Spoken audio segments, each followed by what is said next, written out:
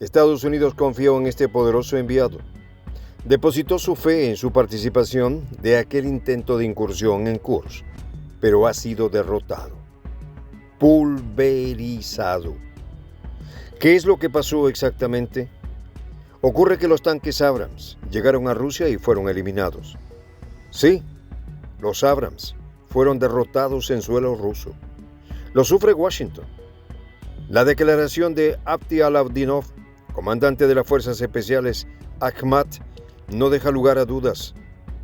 Nuestros combatientes lograron destruir una docena de unidades enemigas, incluido el tanque estadounidense Abrams, anunció con firmeza. Los detalles a continuación.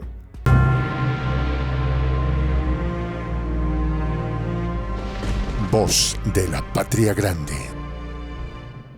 El enviado de Estados Unidos cayó en suelo ruso. Las palabras de Abdialadinov, comandante de las Fuerzas Especiales Akhmat y jefe adjunto de la principal dirección político-militar del Ministerio de Defensa de la Federación Rusa, han golpeado a Occidente. La noticia corrió como pólvora.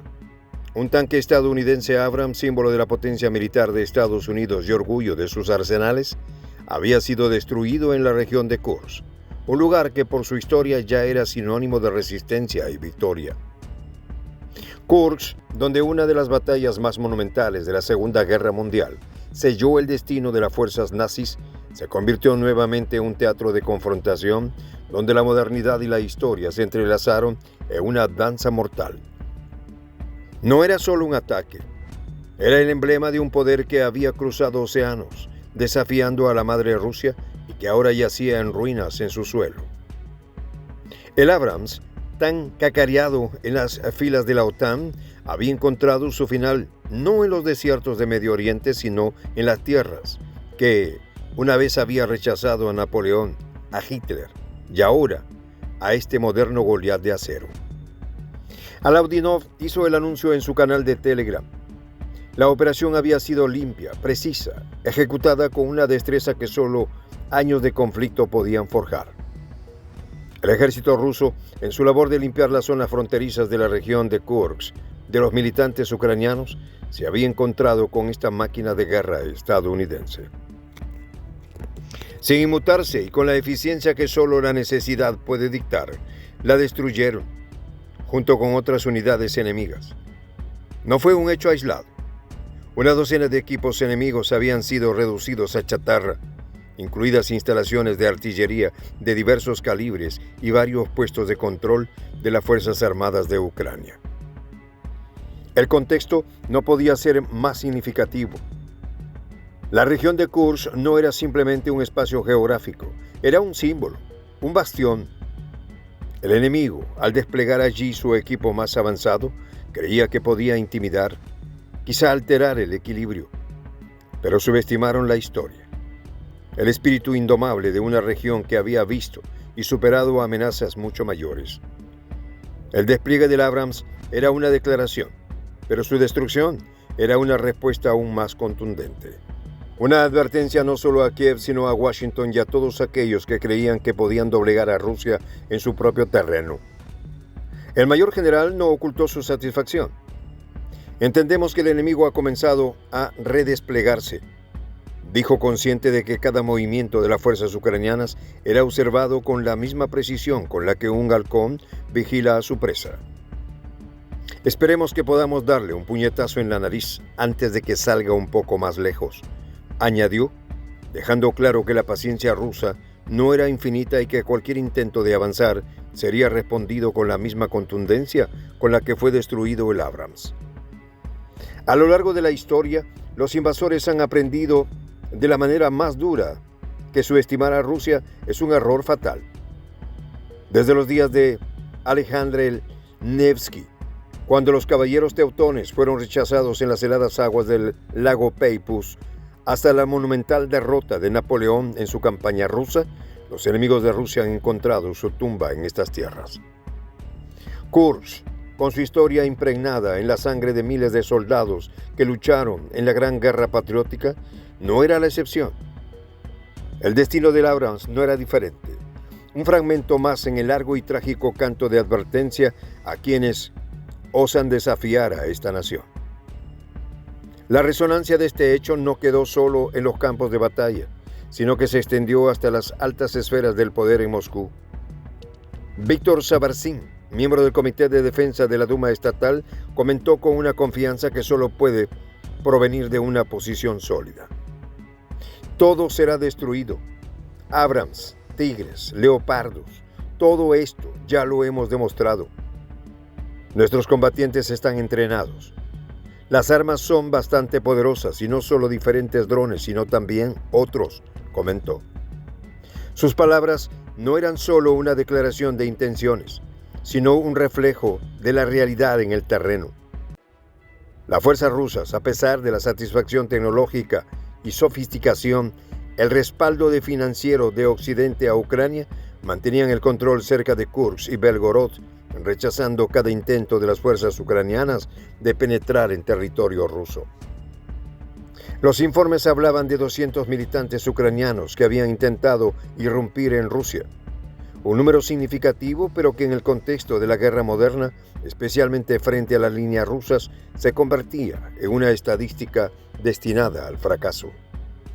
Las Fuerzas Armadas de la Federación Rusa, con una disciplina y un conocimiento del terreno que solo la experiencia puede otorgar, cortaron las líneas del suministro del enemigo, dejándolos sin alimentos ni municiones. Era una táctica clásica, usada por generaciones de comandantes rusos, debilitar al enemigo, no solo con la fuerza bruta, sino con la astucia, con la paciencia de un cazador que sabe cuándo su presa está más vulnerable. Mientras las sombras de la noche cubrían el campo de batalla, los cielos sobre Ucrania se iluminaron con el fulgor de los misiles rusos. Durante 2 noches consecutivas, las tropas rusas lanzaron una serie de ataques devastadoras contra las instalaciones militares ucranianas. Misiles y drones, tecnología de vanguardia que combinaba la precisión quirúrgica con una letalidad implacable, se desplegaron en diferentes regiones de Ucrania, arrasando con un importante almacén de misiles ATACMS y golpeando duramente la base de Kraken, una de las unidades más audaces y temidas del ejército ucraniano.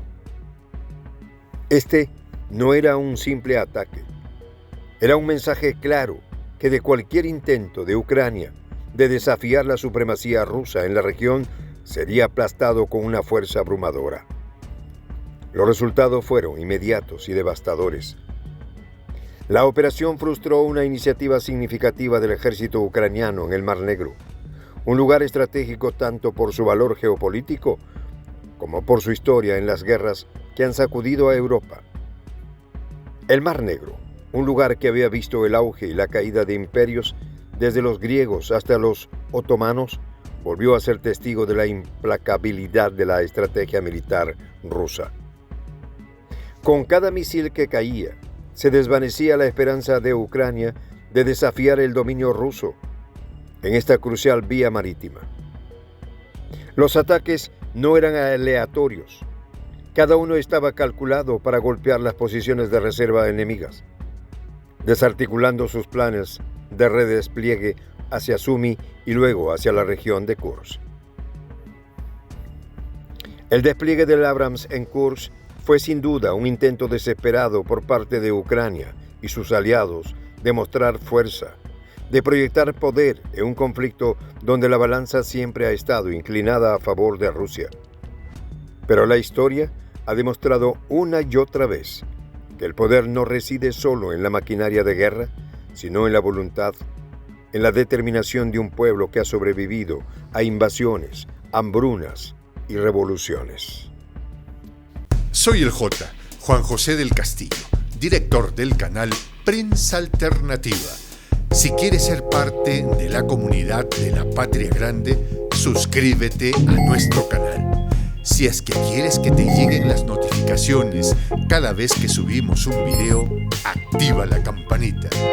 Si quieres apoyar a nuestro canal económicamente, puedes hacerlo a través de PayPal. El enlace está en la descripción del video.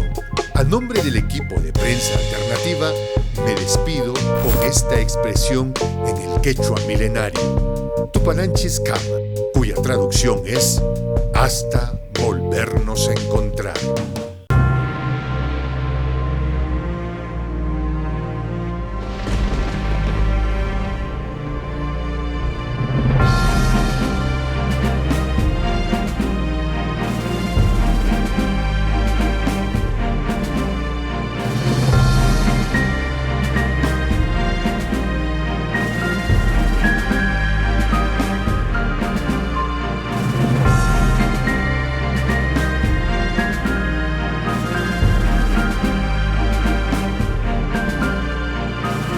Voz de la Patria Grande.